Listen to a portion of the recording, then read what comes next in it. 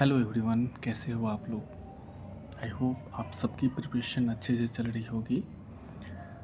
आज की जो हमारी टॉपिक है सिलॉग्स की है। एक लेक्चर हम ऑलरेडी ले रखे हैं सिलोगिज्म का, राइट। और जैसे कि हमने बोला था कि एक लेक्चर और हम लोग लेने वाले हैं सिलोगिज्म की।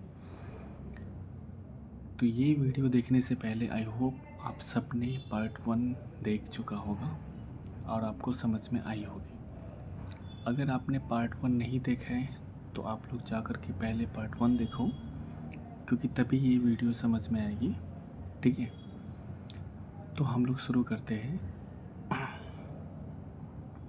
लेक्चर को। हमने क्या बोला था लास्ट लेक्चर में, दो कॉन्सेप्ट, एक ओनली इफ यू, राइट, एक ओनली इफ यू और एक ओनली। ये दो कॉन्सेप्ट हमें समझना है। अगर दिया हुआ रहेगा only if you A is B, तो देखो डायग्राम दोनों का सेम ही है बट मीनिंग चेंज हो जाएगा। ओनली इफ़ यू, अगर हमारी डायग्राम रहती थी सम ए और बी तो हम सेम डायग्राम बनाते थे, राइट।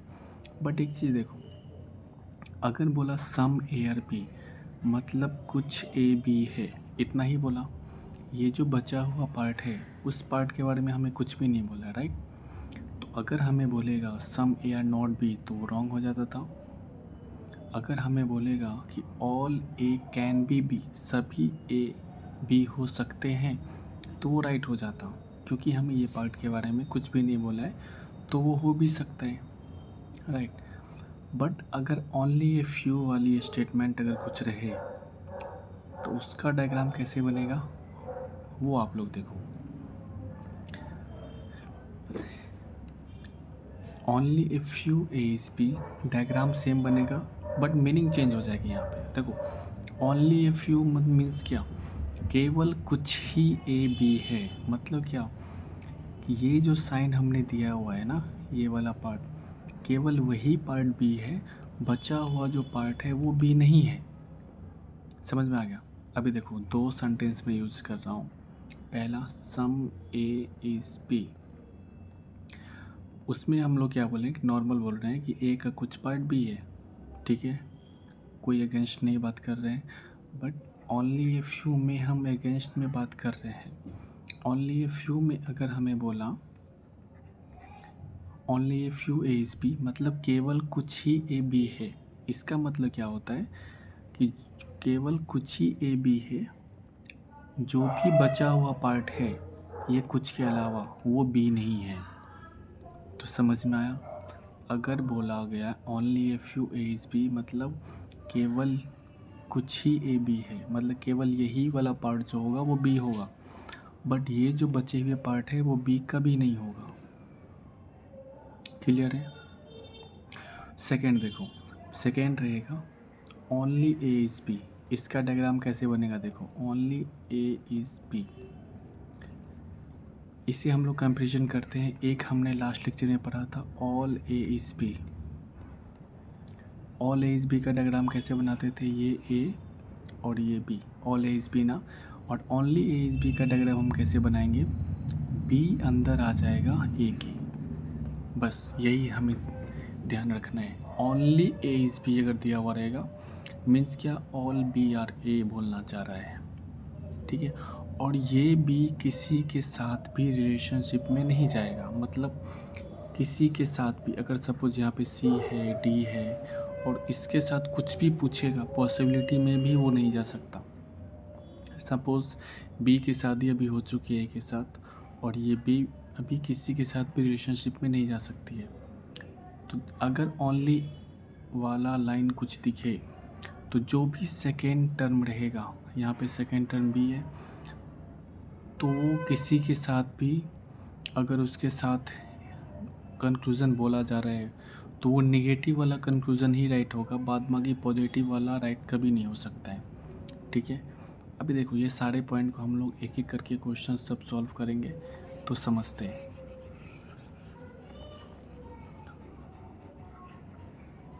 कन्फ्यूजन कुछ भी नहीं रखना है हमें, ठीक है। देखो ईजिली करते हैं।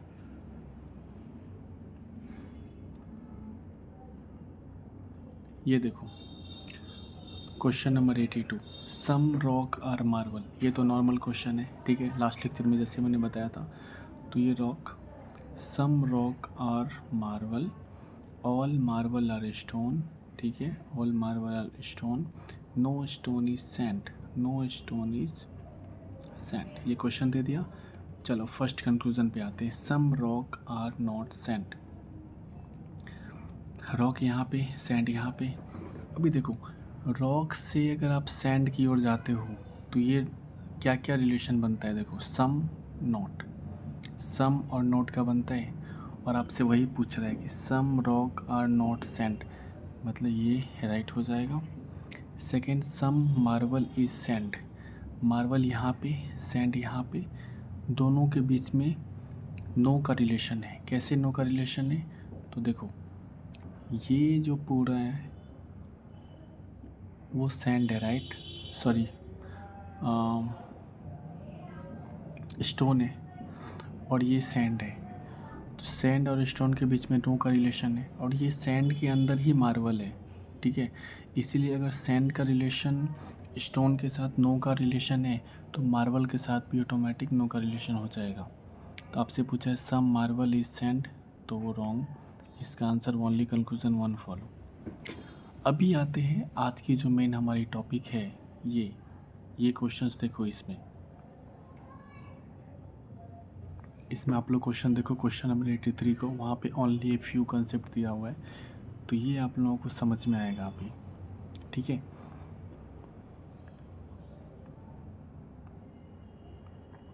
पहला, नो एनिमल इज बर्ड, तो ये animal, no animal is bird, only a few bird are rebate.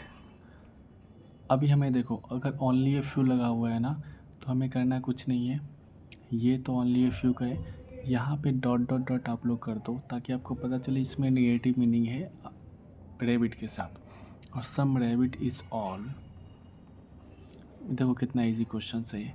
Some bird is not rebate, ठीक है, बर्ड यहाँ पे, रेबिट यहाँ पे। मैंने आपको स्टार्टिंग में ही समझाया था, अगर only a few A's B दिया रहे तो वो दो मीनिंग बोलता है। फर्स्ट क्या, कि केवल यही पार्ट बी है, मतलब जो बचा हुआ पार्ट है वो बी नहीं है। तो अगर आपको पूछ रहे हैं कंक्लूजन में कि सम इज नॉट बी, तो वो राइट हो जाएगा। क्यों, क्योंकि ये पार्ट तो बी नहीं है ना। तो एग्जैक्ट वैसे ही ये कंक्लूजन पढ़ोगे, some bird is not rabbit, bird और रैबिट के साथ ओनली ए फ्यू का रिलेशन है, ठीक है। तो केवल ये वाला जो पार्ट है वही रैबिट होगा बर्ड का, बट ये जो बचा हुआ पार्ट है वो रैबिट नहीं होगा। तो वही आपसे पूछा सम बर्ड आर नॉट रैबिट, तो ये कंक्लूजन राइट हो जाएगा। और second, know all is animal, all यहाँ पे, एनिमल यहाँ पे, दोनों के बीच रिलेशन नहीं, तो ये रॉन्ग, इसका आंसर हो जाएगा ओनली कंक्लूजन 1 फॉलो, ठीक है, ये क्वेश्चन आंसर हो जाएगा इसका। चलो और क्वेश्चंस हम लोग देखते हैं। क्वेश्चन नंबर 84 देखो, ओके, और आराम से बनाओ।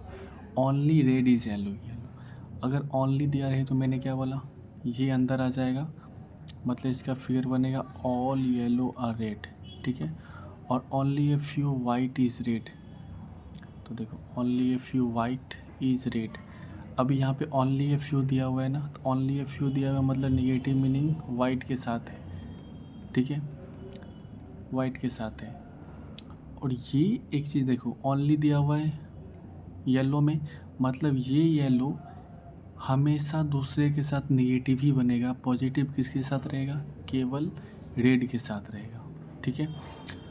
बाद बाकी किसी दूसरे के साथ अगर पॉजिटिव सेंस से बात कर रहे हैं तो वो ऑलवेज रॉन्ग होगा। चलो देखते हैं। Some white is not yellow, white का येलो के साथ रिलेशन बना रहे कंक्लूज़न में, बट नोट वाला है। मैंने क्या बोला, नेगेटिव मीनिंग में चलेगा, अगर नेगेटिव में बात कर रहा हो तो वो राइट होगा, पॉजिटिव में बात कर रहा हो तो वो ऑलवेज रॉन्ग होगा। और second, all red can be white, ये जो पूरा का पूरा रेड है वो वाइट हो सकता है, पॉसिबिलिटी है, तो हाँ हो सकता है। कैसे हो सकता है? क्योंकि नेगेटिव मीनिंग जो है ना, वो नेगेटिव मीनिंग वाइट के साथ है, बट ये वाइट कभी भी रेड के अंदर नहीं आ सकता। बट इसमें तो नेगेटिव मीनिंग कहीं पे भी नहीं दिया हुआ है, तो ये पूरा इसके अंदर आ सकते हैं पॉसिबिलिटी में। ठीक है, तो इसका आंसर हो जाएगा बोथ कंक्लूजन 1 और 2 फॉलो। और क्वेश्चंस हम लोग लेते हैं। क्वेश्चन नंबर 27 देखो। Okay, only a few cat is red. ठीक है, only a few cat is red, यहाँ पे ओनली ए फ्यू लगाया मतलब नेगेटिव मीनिंग इसके साथ है।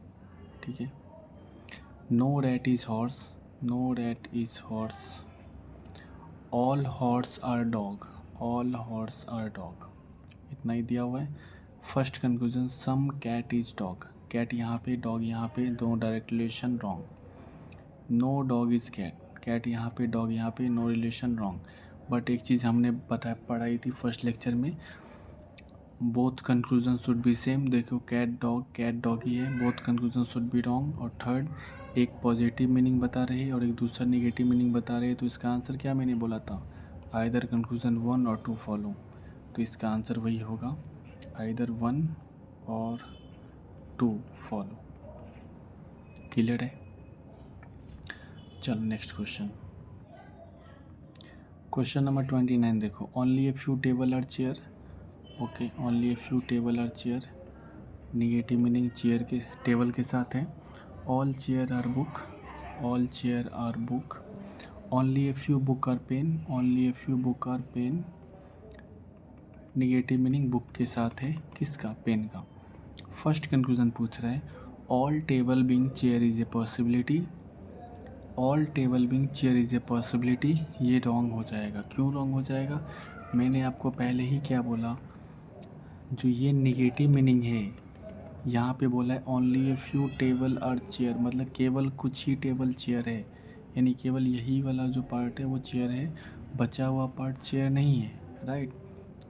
और आपसे पूछ रहा है कंक्लूजन में all table being chair is a possibility, क्या सभी टेबल चेयर के अंदर आ जाएगा? तो नहीं, कभी नहीं आ सकता। सेकेंड देखो, all book being pen is a possibility, book यहाँ पे, पेन यहाँ पे, अगेन सेम कंडीशन। यहाँ पे क्या दिया हुआ था, ओनली ए फ्यू बुक और पेन, मतलब नेगेटिव मीनिंग है बुक का पेन के साथ, तो ये पूरा बुक पेन कभी नहीं हो सकता है, ये भी रॉन्ग हो जाएगा। ठीक है, तो इसका आंसर हो जाएगा नाइदर 1 नॉर 2 फॉलो, मतलब दोनों में से कोई भी राइट नहीं है। ठीक है, क्लियर है? आई होप आपको ओनली और ओनली ए फ्यू का कॉन्सेप्ट भी समझ में आया होगा। अगर आपको अभी भी डाउट है तो एक बार फिर से ये वीडियोस को देखो, फिर भी अगर समझ में नहीं आ रहे तो आप मुझे कमेंट में बताओ, नहीं तो आप मुझे पर्सनली मैसेज भी कर सकते हो, मैं आपकी डाउट क्लियर करने की कोशिश करूँगा। Okay, thank you for watching.